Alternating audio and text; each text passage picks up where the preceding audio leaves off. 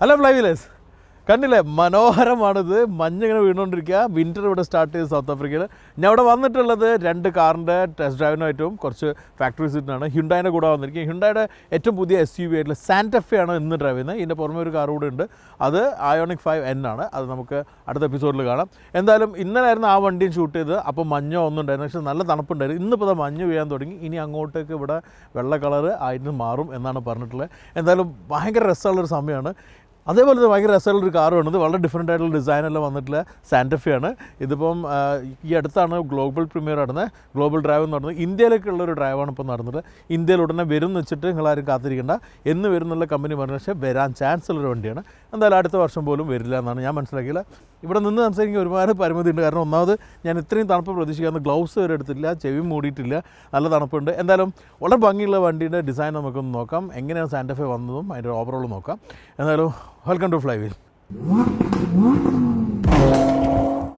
Hyundai എന്ന Korean മാനുഫാക്ചർക്ക് ഒരു global presence നൽകിയ ഒരു മോഡലാണ് സാന്റഫെ. 2000 സാന്റഫെ ഹ്യുണ്ടായ് അവതരിപ്പിക്കുന്നത്. അമേരിക്ക, ലാറ്റിൻ അമേരിക്ക, യൂറോപ്പ് എന്നീ മാർക്കറ്റുകളെ ടാർഗറ്റ് ചെയ്ത് വന്നിട്ടുള്ള വണ്ടിയായിരുന്നു സാന്റഫെ. ഈ പേര് തന്നെ ഡിറൈവ് ചെയ്തിട്ടുള്ള മെക്സിക്കോയിലെ ഒരു സിറ്റിയുടെ പേരായിട്ടാണ്. അതുകൊണ്ട് തന്നെ ഹ്യുണ്ടായ് സാന്റഫെ മെയിൻലി ടാർഗറ്റ് ചെയ്തിരുന്ന ഒരു ഇന്റർനാഷണൽ മാർക്കറ്റാണ്. തുടക്കകാലത്ത് വലിയൊരു ഇമ്പാക്ട് ഉണ്ടാക്കാൻ പറ്റിയില്ലെങ്കിലും പെട്ടെന്ന് തന്നെ ഹ്യുണ്ടായ് സാന്റഫെ ആളുകളുടെ മനസ്സ് കവരാനും സെയിൽസ് കുതിക്കാനും തുടങ്ങി. ഫസ്റ്റ് ജനറേഷൻ സാന്റഫെക്ക് SM എന്നായിരുന്നു കോഡ് നെയിം നൽകിയിരുന്നു. ഈ മോഡൽ ഇന്ത്യയിൽ എത്തിയിരുന്നില്ല.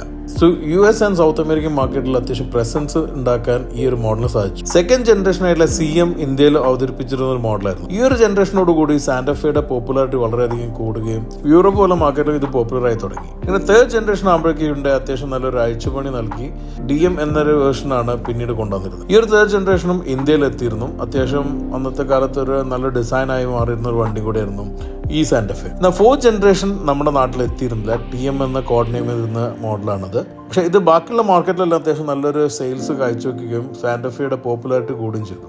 ഇന്നിപ്പോൾ ടുസോണിന്റെയും പാലിസൈഡിന്റെ ഇടക്കാണ് സാന്റഫെയുടെ പൊസിഷൻ ആയിട്ട് വന്നിരിക്കുന്നത്. ഇന്ന് നമ്മൾ കൊണ്ടുവരുന്ന ഈ ഒരു 5th ജനറേഷൻ സാന്റഫെ MX-5 എന്ന പേരിലാണ് അറിയപ്പെടുന്നത്. 2003 ജൂലൈയിലാണ് ഇത് ഫസ്റ്റ് അവതരിപ്പിക്കുന്നത്.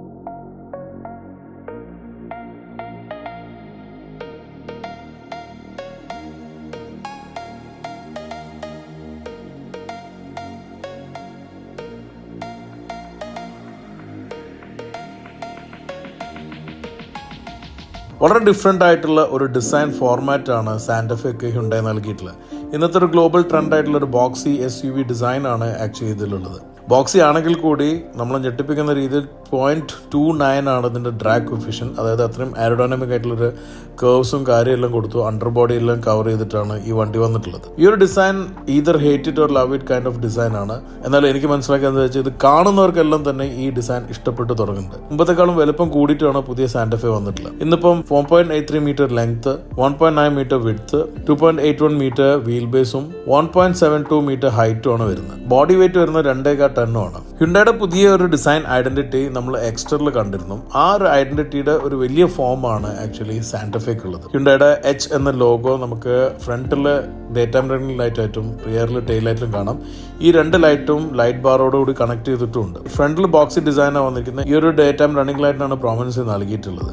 മേലും താഴെയായിട്ട് ഗ്രില്ലിന്റെ പോർഷനും വരുന്നുണ്ട്. വളരെ ആംഗുലർ ആയിട്ടുള്ള സ്ക്വയറും റെക്ടാംഗിളും ചേർന്ന കട്ടിങ്സ് ആണ് ഇതിൽ വന്നിരിക്കുന്നത്. റേഡ് ടെയിൽ ലൈറ്റ് വളരെ ഡിഫറെൻ്റ് ആയിട്ടുള്ള ഒരു പൊസിഷനിലാണ് വെച്ചിരിക്കുന്നത്. നേരത്തെ ഒരു വണ്ടിയിലും കാണാത്ത തരത്തിൽ താഴെയാണ് ടെയിൽ ലൈറ്റ് ബാർ വന്നിരിക്കുന്നത്. അത് ബൂട്ടിലിറ്റിന്റെ വലുപ്പം കൂട്ടാനും ഓപ്പണിംഗ് കൂട്ടാനും സഹായിക്കുന്നുണ്ട്. അത് തന്നെയാണ് കമ്പനി ഡിസൈനേഴ്സും ക്ലെയിം ചെയ്തത്. ഈ ഒരു ഡിസൈൻ പാറ്റേൺ എനിക്ക് കാണുമ്പോൾ പഴയകാല അമേരിക്കൻ വലിയ SUVകളെയാണ് എനിക്ക് ഓർമ്മ. ഒരു പ്രാക്ടിക്കൽ ആയിട്ടുള്ള ഒരു ബൂട്ടിലിറ്റ് ഡിസൈൻ ആണിത്. സൈഡ് പ്രൊഫൈലാണെങ്കിലും ആംഗുലർ ആയി നിൽക്കുന്ന വീൽ ആർച്ച്, സ്ട്രെയിറ്റ് ലൈന്, കുറച്ച് അപ്രൈറ്റ് ആയി നിൽക്കുന്ന A പില്ലറും സ്ട്രെയിറ്റ് ആയി നിൽക്കുന്ന BC-D പില്ലേഴ്സും ആണ് പുതിയ സാന്റഫെയിലുള്ളത്. വ്യത്യസ്ത വീൽ ഡിസൈൻസും വീൽ സൈസുകളോ ഓപ്ഷൻസും അവൈലബിൾ ആണ്. നമ്മുടെ മീഡിയ ഡ്രൈവിനും വ്യത്യസ്ത വേരിയന്റുകളും അതുപോലെ തന്നെ ട്രിംസും ഉണ്ടായിരുന്നു.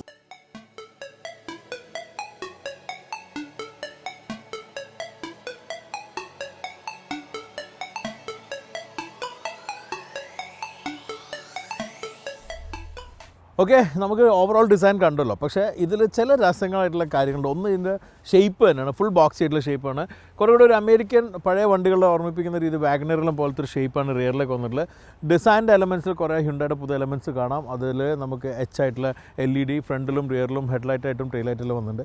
ഈ ഷേപ്പ് വന്നിട്ടുണ്ട്. പക്ഷേ ഇതിൽ എനിക്ക് ഏറ്റവും അട്രാക്റ്റീവ് എന്ന് പറയുന്ന കാര്യം ഈ C പില്ലറിലുള്ള ഇങ്ങനെയുള്ള എലമെൻറ്റാണ്. സ്ലിപ്പ് ആവുന്നില്ല. ഇവിടെ വെച്ച് കഴിഞ്ഞിട്ട് നമുക്കിങ്ങനെ കയറി നിന്ന് കഴിഞ്ഞാൽ ക്യാമ്പിങ്ങിനെല്ലാം പറ്റുന്ന രീതിയിലുള്ളൊരു വണ്ടിയാണത്. അപ്പോൾ ആ ഒരു ക്യാമ്പിങ്ങിൻ്റെ ഫീച്ചർ നമുക്ക് സാധനം വെക്കുക അല്ലെങ്കിൽ ബോക്സ് വെക്കുക ഈ ടെൻറ്റ് വെക്കുകയെല്ലാം ചെയ്യുന്നതിന് കയറാൻ എളുപ്പമായിട്ടുള്ള ഒരു ഫീച്ചറാണ് ഇൻറ്റഗ്രേറ്റ് ചെയ്തിട്ടുള്ളത്. ബാക്കി ഡിസൈൻ നമുക്ക് ഡീറ്റെയിൽ ആയി നോക്കാം. ഇനി ഉള്ളിൽ നിൽക്കട്ടെ, അല്ലെങ്കിൽ പറ്റുന്നില്ല ഇവിടെ ഒക്കെ, അതുകൊണ്ടാണ്. See you soon.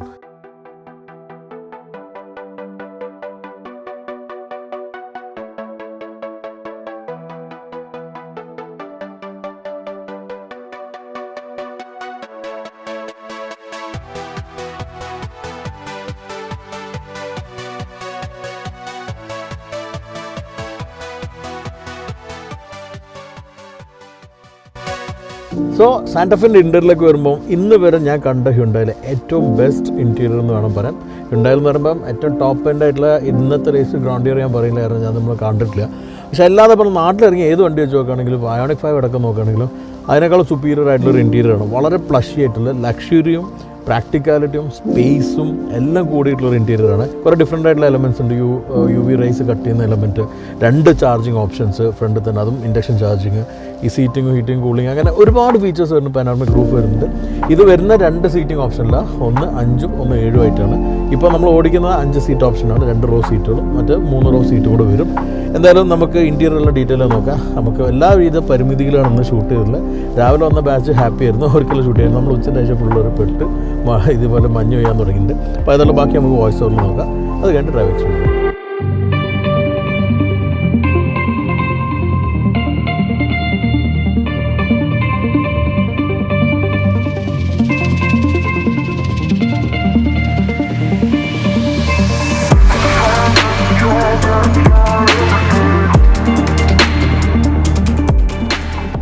Completely rework ചെയ്തിട്ടുള്ളൊരു ഇൻറ്റീരിയറാണ് പുതിയ സാന്റഫയിൽ നൽകിയിട്ടുള്ളത്.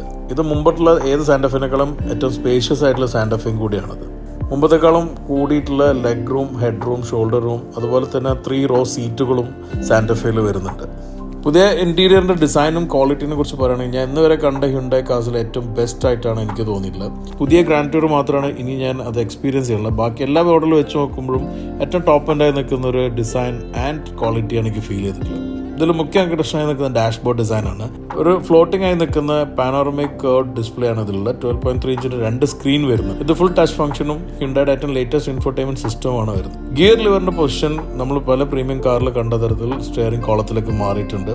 അതുകൊണ്ടുള്ള ഒരു അഡ്വാൻറ്റേജ് എന്ന് വെച്ച് കഴിഞ്ഞാൽ സെന്റർ കൺസോൾ ഒരുപാട് സ്ഥലം ലഭിക്കുന്നുണ്ട്. സാധാരണ ഡിഫറെന്റ് ആയിട്ട് 2 ഫോണ് ചാർജ് ചെയ്യാനുള്ള ഓപ്ഷൻ ലഭിക്കുന്നുണ്ട്. 2 വയർലെസ് ചാർജിങ് ആണ്. ഇതിന്റെ പുറമെ ഗ്ലൗ ബോക്സിന്റെ സ്ഥലവും കപ്പ് ഹോൾഡറിന്റെ സ്ഥലവും ലഭിക്കുന്നുണ്ട്. ബാക്കി എലമെന്റ്സ് ഒന്നും ഇല്ലാത്ത മിനിമലിസ്റ്റിക് ഡിസൈൻ ആണ് മൊത്തത്തിൽ ഫോളോ ചെയ്തിട്ടുള്ളത്. സീറ്റിന്റെ ഡിസൈൻ നോക്കുകയാണെങ്കിൽ വളരെ കുഷ്യനി ആയിട്ടുള്ള നല്ല സപ്പോർട്ടീവായിട്ട് വീതി കൂടിയിട്ടുള്ള സീറ്റാണ് ഇതിലുള്ളത്. ഇതിൽ തന്നെ കാഫ് സപ്പോർട്ട് 2 ഫ്രണ്ട് സീറ്റിൽ അഡ്ജസ്റ്റ് ചെയ്യാൻ പറ്റും. അതുപോലെ തന്നെ സെക്കൻഡ് റോയിലാണെങ്കിലും അത്യാവശ്യം സ്പേഷ്യസ് ആയിട്ടുള്ള ഒരു സീറ്റ് അറേഞ്ച്മെന്റ് ആണ്. 3rd റോ ഓപ്ഷനാണ്. നമ്മൾ ഓടിച്ചിരുന്ന വണ്ടിയിൽ 3rd റോ ഉണ്ടായിരുന്നില്ല. എന്നാൽ വേറെ വണ്ടിയിൽ ഞാൻ ഇരുന്ന് നോക്കിയപ്പോൾ സാധാരണ കാണുന്ന പോലെ ഒരു കുട്ടികൾക്ക് അനുയോജ്യമായ സീറ്റാണ്. പക്ഷേ അത്യാവശ്യം മുതിർന്നവർക്ക് അഡ്ജസ്റ്റ് ചെയ്തിരിക്കാൻ പറ്റുന്ന രീതിയിലാണ് ഈ സീറ്റ് അറേഞ്ച്മെന്റ്സ് ഉള്ളത്. സാന്റഫയുടെ മുഖ്യ മാർക്കറ്റായിട്ട് ഇപ്പോൾ മാറിയിട്ടുള്ള നോർത്ത് അമേരിക്കൻ മാർക്കറ്റ്. അതുകൊണ്ട് തന്നെ ഫസ്റ്റ് ലോഞ്ച് ചെയ്യുന്നതും അവിടെയായിരിക്കും. 4 പവർ ട്രെയിൻ ഓപ്ഷനിലാണ് സാന്റഫെ വരുന്നത്. ഓരോ മാർക്കറ്റ് കോൺസെൻട്രേറ്റ് ചെയ്തിട്ടാണ് ഈ പവർ ട്രെയിൻ ഡിസ്ട്രിബ്യൂഷൻ ഉള്ളത്. ഇതിൽ പെട്രോൾ ഹൈബ്രിഡ് വേർഷൻസ് ആണ് വരുന്നത്. പെട്രോൾ വന്നിരിക്കുന്ന 2.5 ലിറ്റർ എഞ്ചിന്, ഒന്ന് GDI ടെക്നോളജി, മറ്റൊന്ന് ടർബോ GDI ആണ്. 2.5 ലിറ്റർ GDIയിൽ വരുന്ന 8 സ്പീഡ് ഗിയർ ബോക്സ് ആണ്, അതും ഓട്ടോമാറ്റിക് ട്രാൻസ്മിഷൻ. ഇതിന്റെ പവർ വരുന്ന 194 PS-ഉം 246 Nm ടോർക്കും ആണ്. 2.5 ലിറ്റർ ടർബോ GDIയിൽ വന്നിരിക്കുന്ന 8 സ്പീഡ് DCT ഗിയർ ബോക്സ് ആണ്. ഇതിന് 281 PS കരുത്തും അതുപോലെ തന്നെ 422 Nm ടോർക്കും ഉണ്ട്. ഹൈബ്രിഡിൽ തന്നെ 2 വേർഷൻസ് വരുന്നത്. ഒന്ന് നോർമൽ ഹൈബ്രിഡും മറ്റൊന്ന് പ്ലഗ് ഇൻ ഹൈബ്രിഡും. രണ്ടിനാണെങ്കിലും സെയിം എഞ്ചിൻ ആണ് വരുന്നത്. 1.6 ലിറ്റർ ടർബോ പെട്രോൾ ആയിട്ടുള്ള TGDI എഞ്ചിനാണ്. ഇതിൽ ഇലക്ട്രിക് മോട്ടറും കൂടി കമ്പൈൻ ചെയ്തിട്ട് 230 PS കരുത്തും 350 Nm ടോർക്കും ആണ്. പ്ലഗ് ഇൻ ഹൈബ്രിഡിലാണെങ്കിൽ സെയിം എഞ്ചിൻ ആണെങ്കിലും പവർ ഔട്ട്പുട്ട് കൂടിയിട്ടുണ്ട്. 265 PS കരുത്തും 350 Nm ടോർക്കുകളുമില്ല. ഇതിന്റെ പെർഫോമൻസും അതുപോലെ തന്നെ ഫ്യൂൽ എഫിഷ്യൻസിയും കൂടും. ഏറ്റവും അധികം പെർഫോമൻസ് കാഴ്ചവെക്കുന്ന 2.5 ലിറ്റർ ടർബോ GDI ആണ്. ഈ 2 ഹൈബ്രിഡ് വേർഷനിൽ ലഭിക്കുന്നത് 6 സ്പീഡ് ഓട്ടോമാറ്റിക് ഗിയർ ബോക്സ് ആണ്. ഹൈബ്രിഡ് ഉണ്ടെങ്കിലും ഏറ്റവും നല്ല പെർഫോമൻസ് കാഴ്ചവെക്കുന്നത് 2.5 ലിറ്റർ ടർബോ GDI പെട്രോൾ എഞ്ചിനാണ്. ഇത് 0 to 100 എത്താൻ വെറും 8 സെക്കൻഡ്സ് മാത്രം മതി. ടോപ്പ് സ്പീഡ് 210 km ആണ്.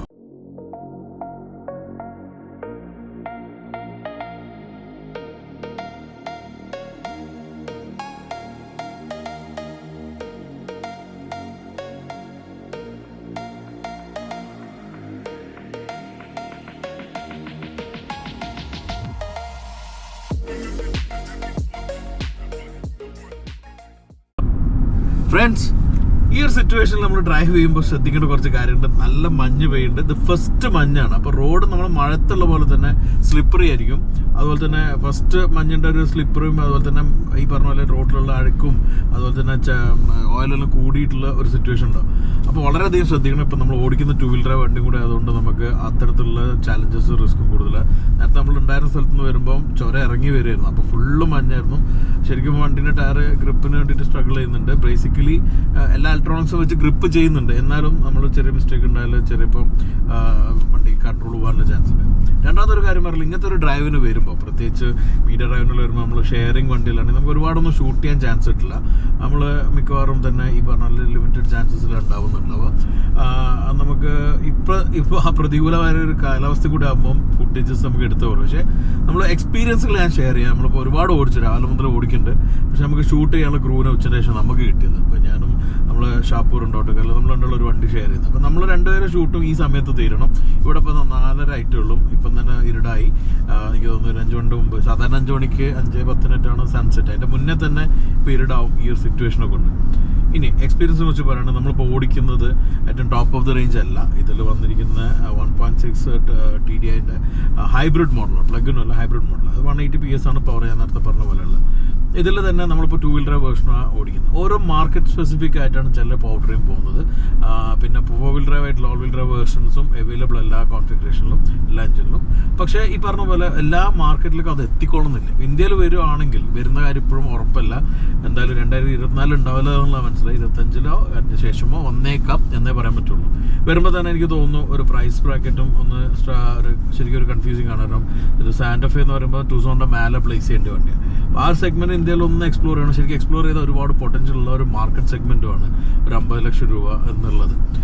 എന്തായാലും ഇപ്പോൾ ഞാൻ പറഞ്ഞ പോലെ ഈ ഒരു വണ്ടി ഇന്ത്യയിൽ വരുവാണെങ്കിൽ മിക്കവാറും ഓൾ വീൽ ഡ്രൈവ് ഇല്ലാത്ത വേരിയൻ്റ് ആയിരിക്കും വരുന്നുണ്ട്. യൂറോപ്പിലേക്ക് സ്റ്റാൻഡേർഡായിട്ട് ഓൾ വീൽ ഡ്രൈവ് ഉള്ള വേരിയൻസ് ആണ് വരുന്നത്. അവിടുത്തെ ഒരു മാർക്കറ്റ് സിറ്റുവേഷൻ വെച്ചിട്ട് എനിക്ക് തോന്നുന്നു ഹൈബ്രിഡ് വരാനുള്ള ചാൻസ് ഉള്ളൂ പ്ലഗിനേക്കാളും. ഹൈബ്രിഡ് ആകുമ്പോൾ ഒരു ഗുണം എന്താ വെച്ചാൽ മൈലേജാണ്. മൈലേജ് ഒരു ക്ലെയിം ചെയ്യുന്ന മൈലേജ് 16 പറഞ്ഞ്. ഇത്ര വലിയൊരു വണ്ടിക്ക് നല്ലൊരു മൈലേജാണ്. ഹാവിങ് സെഡ് ദാറ്റ്, ഒരു കാര്യമുള്ളത്, ഇപ്പോൾ ഇവിടെ ഓടിക്കാനുള്ള 2-3 വേരിയൻസ് ഉണ്ട്. അപ്പോൾ അതിൽ പ്ലഗിൻ ഹൈബ്രിഡ് ഉള്ള വേരിയൻ്റും ഉണ്ട്, ഇതുണ്ട്. അതുപോലെ തന്നെ നോർമൽ ഹൈബ്രിഡ് അല്ലാത്ത വേരിയൻറ്റും വരുന്നുണ്ട്. എല്ലാത്തിൻ്റെ ഒരു ഗുണം മനസ്സിലാക്കിയിട്ടുള്ളത് റിഫൈൻമെൻ്റ് ആണ്. എൻജിൻ സൈഡ് വളരെ റിഫൈൻഡ് ആണ്, പ്രത്യേകിച്ച് ഇങ്ങനെ ലോ RP പോകും. പക്ഷെ നമ്മൾ ത്രോട്ടിൽ ചെയ്യുമ്പോൾ ചെറിയ എഞ്ചിനായിട്ട് കുറച്ച് സൗണ്ട് വരുന്നുണ്ട്, ഇല്ല എന്ന് പറയുന്നില്ല. പക്ഷെ അത് നമുക്ക് എഞ്ചിൻ്റെ ഒരു സൗണ്ടായിട്ട് നിൽക്കുന്നതല്ലാതെ ഉള്ളോട്ടേക്ക് എഞ്ചിൻ്റെ ആ സൗണ്ട് ഡിസ്റ്റർബൻസ് വരുന്നില്ല. രണ്ടാമതൊരു കാര്യമുള്ള, ഇതിൽ പറഞ്ഞ പോലെ റൈഡ് അടിപൊളിയായിട്ട്, സസ്പെൻഷൻ വെൽ ട്യൂൺഡ് ആണ്. ചെറിയ അമ്പും കാര്യങ്ങളിലും വരുമ്പോൾ നമുക്ക് ശരിക്കും അറിയാൻ പറ്റുന്നുണ്ട്. ഇവിടുത്തെ നമ്മൾ അത്ര പ്രശ്നമൊന്നുമില്ല. എന്നാലും ചില സ്ഥലത്ത് നമ്മളത് കെയർലെസ് ആയിട്ട് എടുത്താൽ പോലും എടുത്തടിക്കുന്നൊന്നുമില്ല. കുറച്ച് അപ്പ് ആൻഡ് ഡൗൺ മൂവ്മെൻറ്റ് ഉണ്ട്, കാരണം അതിന് ഒരു ഹൈറ്റുള്ള വെഹിക്കിൾ ആയിട്ടുള്ളൊരു കാര്യമാണ്. പക്ഷെ ബോഡി റോളും അതുപോലെ തന്നെ ബാക്കിയുള്ള ഒരു എന്താ പറയുക, ഇപ്പം പൊട്ടൂർ പൊളിഞ്ഞ ഭാഗത്തുള്ള മുമ്പുള്ള റിഫൈൻമെൻറ്റ് അടിപൊളി. ഞാൻ കഴിഞ്ഞ പ്രാവശ്യം EV9 ഡ്രൈവിൽ പറഞ്ഞിട്ടുണ്ടായിരുന്നു. ഇവിടെയും റോഡ് പക്ക എല്ലായിടത്തും അടിപൊളിയൊന്നുമില്ല. അടിപൊളി റോഡുകളുണ്ടെങ്കിൽ വളരെ സ്മൂത്താണ്, എല്ലാത്തും ചെറിയ പൊട്ടുപൊളിയുള്ള റോഡാണ്. അപ്പോൾ ശരിക്കും നമുക്ക് സസ്പെൻഷൻ്റെ ആ ഗുണം മനസ്സിലാവുന്നുണ്ട്.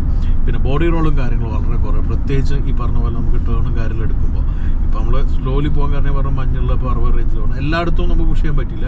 100 വരെയുള്ള സ്പീഡിലുള്ള ഏരിയയിൽ എത്തുമ്പോൾ പുഷ് ചെയ്തിട്ടുണ്ട്. അപ്പോൾ എല്ലാം ഉണ്ടായിരുന്ന ഒരു ഗുണം എന്ന് പറയുന്നത് നല്ല കൺട്രോൾ ലഭിക്കുന്നു. സ്റ്റിയറിംഗ് റെസ്പോൺസീവ് ആണ്, അധികം സോഫ്റ്റ് ആയിട്ട് തോന്നുന്നില്ല, അതുകൊണ്ട് തന്നെ വളരെ റെസ്പോൺസീവ് ആണ്. പിന്നെ ഇതിലുള്ള ഒരുപാട് ഗുഡ് ഫീച്ചേഴ്സ് വരുന്നുണ്ട്. അതിലിപ്പം ഒന്ന് പറഞ്ഞു കഴിഞ്ഞാൽ, ഇതിലൊരു അതുപോലെ തന്നെ ഇതിനെല്ലാം കാരണമായിട്ടുള്ള ഒരു കാര്യമുണ്ട്. ഇവന്തൊരു ഒരു ബോഡി ഇങ്ങനെ ബോക്സി ബോഡി ആണെങ്കിലും ഇതിൻ്റെ എയറോഡൈനാമിക്സ് അടിപൊളിയായി. ട്രാക്ക് കോഫിഷ്യൻ്റ് ആകെ വരുന്നിരിക്കുന്നത് 0.29 അത് ഈ ഒരു ബോക്സി ഷേപ്പിന് തോന്നുന്നില്ല. പക്ഷെ അവർ അങ്ങനെ ഡിസൈൻ ചെയ്തുകൊണ്ട് തന്നെ എയർ ഫ്ലോ എല്ലാം ക്ലീൻ ആയിട്ട് പോയിട്ടുണ്ട്. പിന്നെ നമുക്ക് ഓരോ കാര്യത്തിലും, ഇപ്പോൾ സീറ്റിൽ പോലും നമുക്കിവിടെ ഓരോ അഡ്ജസ്റ്റ്മെൻറ്റ്സ്, ഇപ്പോൾ കാഫ് സപ്പോർട്ടായിട്ടുള്ള അഡ്ജസ്റ്റ്മെൻറ്റ് ഡ്രൈവർക്ക് ഒരു വരുന്നുണ്ട്. അപ്പോൾ ഞാൻ പൊക്കി വെച്ചു. നമുക്കത് ഭയങ്കരമായിട്ട് യൂസ്ഫുൾ ആവില്ല എപ്പോഴും ഡ്രൈവ് ചെയ്യുമ്പോൾ. പക്ഷെ ലോങ്ങിൽ ഡ്രൈവ് ചെയ്യുമ്പോൾ കാലെല്ലാം കടയുമ്പോൾ ഒന്ന് അത് സപ്പോർട്ട് ചെയ്ത് വെച്ച് കഴിഞ്ഞാൽ ശരിക്കും വളരെ യൂസ്ഫുൾ ഫീച്ചറാണ്. ഫ്രണ്ടിലും വരുന്നുണ്ട്. പിന്നെ 5ഉം 7ഉം സീറ്റിലുള്ള കോൺഫിഗറേഷനാണ്. സത്യം പറഞ്ഞാൽ എനിക്ക് 5 മാത്രമേ എക്സ്പീരിയൻസ് ചെയ്യാൻ പറ്റിയിട്ടുള്ളൂ. ആ 5-ൽ ആണെങ്കിൽ ബാക്ക് സീറ്റിൽ ഞാൻ കുറേ നേരം ട്രാവൽ ചെയ്തിരുന്നു. ആ സമയത്ത് കുറച്ച് പൊങ്ങിയിട്ടായിരിക്കുന്നെങ്കിൽ വളരെ കംഫർട്ടബിൾ ആണ്. അതുപോലെ തന്നെ ക്യാപ്റ്റൻ സീറ്റ് പോലെ വരുന്നില്ല, എന്നാൽ ഉള്ള സീറ്റ് തന്നെ കംഫർട്ടബിൾ. പക്ഷേ ഏറ്റവും അധികം ഫ്രണ്ടിൽ ഈ ഒരു സീറ്റ് ആയിരിക്കും ഈവൻ ദോ ഡ്രൈവ് ചെയ്യുന്നില്ലെങ്കിൽ ഏറ്റവും നന്നായിട്ട് എനിക്ക് തോന്നുന്നൊരു ഭാഗം. പിന്നെ ഫീച്ചേഴ്സിനെ കുറിച്ച് ഞാൻ പറഞ്ഞു, ഒരുപാട് ഫീച്ചേഴ്സ് ഉണ്ട്. അതായത് വളരെ യൂസ്ഫുൾ ആയിട്ടുള്ള ഫീച്ചേഴ്സാണ്. നമുക്ക് മൊത്തത്തിൽ പറഞ്ഞു കഴിഞ്ഞാൽ ഒരു ലക്ഷറി കോഷ്യൻ്റ് ആണ് ഇതിൽ ഏറ്റവും ഹൈലൈറ്റ് നിൽക്കുന്നത്. അത് വലിയൊരു എലമെൻ്റാണ്, പ്രത്യേകിച്ച് സാന്റഫെ പോലൊരു മോഡൽ. ഞാൻ പറഞ്ഞ പോലെ സാന്റഫെ എന്ന് പറഞ്ഞാൽ ഒരു ഡിഫറെൻ്റ് ഒരു കാറ്റഗറിയിലേക്കായിരുന്നു ആദ്യമേ ഹ്യുണ്ടായി ഇൻട്രൊഡ്യൂസ് ചെയ്തിരുന്നത്. പേര് തന്നെ ഇട്ട് അങ്ങനെ മെക്സിക്കോ ഉള്ള സ്ഥലത്തിൻ്റെ പേരാണ്. അപ്പോൾ അതുകൊണ്ട് തന്നെ ആ ഒരു കാറ്റഗറിനെ ക്യാപ്ചർ ചെയ്യാനുള്ളൊരു വണ്ടി ഉണ്ട്. ഇത് ക്യാമ്പിങ്ങിന് പോകുന്നവരോ അല്ലെങ്കിൽ അഡ്വഞ്ചർ പോകുന്നവർക്കെല്ലാം പറ്റും. അതുപോലെ തന്നെ ഫാമിലി യൂസ്. ഇപ്പോൾ പിന്നെ US അതുപോലെ തന്നെ യൂറോപ്പ് പോലത്തെ മാർക്കറ്റിൽ ഇങ്ങനത്തെ വണ്ടികൾ വളരെയധികം യൂസ്ഫുൾ ആണ് അവർക്ക്. അത് ഇന്ത്യയിലും കൊണ്ടുവന്നു കഴിഞ്ഞാൽ നല്ലൊരു സെഗ്മെൻറ്റ് ഓപ്പണിങ്. മുമ്പ് സാന്റഫെ ഉണ്ടായിരുന്നതാണ്, പക്ഷേ ഒരു ഗ്യാപ്പ് വന്നു. ഇപ്പോൾ ഇന്ത്യൻ മാർക്കറ്റ് അതിനനുസരിച്ച് മെച്ചൂർഡ് ആയിട്ടുണ്ട്. So I think Hyundai should bring it. But എപ്പോഴാണ് വരിക എന്നുള്ളത് നമുക്ക് ഇപ്പോഴും അറിയില്ല. വളരെ ഇമ്പ്രസ് ആയിട്ട് തന്നെയാണ് എൻ്റെ ഈ ഒരു എക്സ്പീരിയൻസ് ഉള്ളത്. നമ്മളിപ്പോൾ 2 മോഡലുകളാണ് ഡ്രൈവ് ചെയ്യുന്നത് പറഞ്ഞു. അപ്പോൾ ഞാൻ ഇന്നലാണ് ശരിക്കും Ioniq 5 എന്നെ ഡ്രൈവ് ചെയ്തിട്ടുള്ളത്. അത് അടുത്ത എപ്പിസോഡായിട്ട് വരും. ഇതാണ് ആദ്യമേ കൊണ്ടുവരുന്നത്. കാരണം ഇത് കുറച്ചുകൂടെ പുതിയൊരു വണ്ടി ആയതുകൊണ്ട് അവർ പറയും ചെയ്ത് ഇത് ആണ് എംബാർഗോയിൽ ഫസ്റ്റ് വെച്ചിരുന്നത്. അപ്പോൾ അതുകൊണ്ട് ഇത് കൊണ്ടുവരാണ്. സോ ഈ ഒരു പുതിയ സാന്റഫെ നിങ്ങൾക്ക് ഇഷ്ടപ്പെടുന്നതായിരുന്നു. എന്താണ് നിങ്ങളുടെ ഇങ്ങനത്തെ ഒരു വണ്ടീനെ കുറിച്ചുള്ള അഭിപ്രായം? ഇങ്ങനെ ഒരു സെഗ്മെൻറ്റ് ഇന്ത്യയിലേക്ക് വരുവാണെങ്കിൽ തന്നെ അതിന് ബയേഴ്സ് ഉണ്ടാവും, നിങ്ങളത് പറ്റുവാണെങ്കിൽ എന്നുള്ളതെല്ലാം പറയാം. അങ്ങനെയാണെങ്കിൽ ഈ ഒരു വണ്ടി അതിൽ ഉണ്ടോ? നല്ല മഞ്ഞടിക്കുന്ന കാണാനും ഭയങ്കര രസമുണ്ട്. പക്ഷെ അതേപോലെ തന്നെ കുറച്ച് കെയർഫുൾ ആവണം. ഇരുടായി നമ്മുടെ നാട്ടിലെ ഫസ്റ്റ് മഴ പെയ്യുന്ന ഒരു ഫീൽ ഉണ്ട്. ആ ഫീൽ എനിക്ക് കിട്ടുന്നുണ്ട്. ശരിക്കും നല്ലൊരു ചൂട് ചായ പക്കോട എല്ലാം കഴിക്കാൻ പറ്റിയ സമയമാണ്. എനിവേ അതിനിപ്പോൾ ഞാൻ മുതിരുന്നില്ല, നമുക്ക് ഹോട്ടലിലേക്ക് എത്തണം. അതുകൊണ്ട് തന്നെ പോവുകയാണ്. നിങ്ങളിതിനെക്കുറിച്ചുള്ള അഭിപ്രായം, ഇങ്ങനത്തെ സെഗ്മെൻറ്റ് ഇന്ത്യയിൽ വരണോ, വന്നാണ് തന്നെ നിങ്ങൾ ഏതായിരിക്കും വണ്ടി ഇതിൽ കൊണ്ടുവരും, ഈ വണ്ടി എടുക്കുമോ, ഇതെല്ലാം കമൻറ്റിൽ പറയാം. നല്ല വീഡിയോ ലൈക്ക് ചെയ്യുക, ഷെയർ ചെയ്യാം. ഇനിയും നമ്മുടെ ചാനൽ സബ്സ്ക്രൈബ് ചെയ്യാനുള്ളവരോട് ഉടനെ സബ്സ്ക്രൈബ് ചെയ്യാൻ മറക്കാതിരിക്കുക. അടുത്താണ് മറ്റൊരു പുതിയൊരു വണ്ടിയുടെ എക്സ്പീരിയൻസ് ഇന്ത്യയിൽ നിന്നോ പുറമേ നിന്നോ കൊണ്ടുവരുന്നവരെ. Stay safe and enjoy wheeling.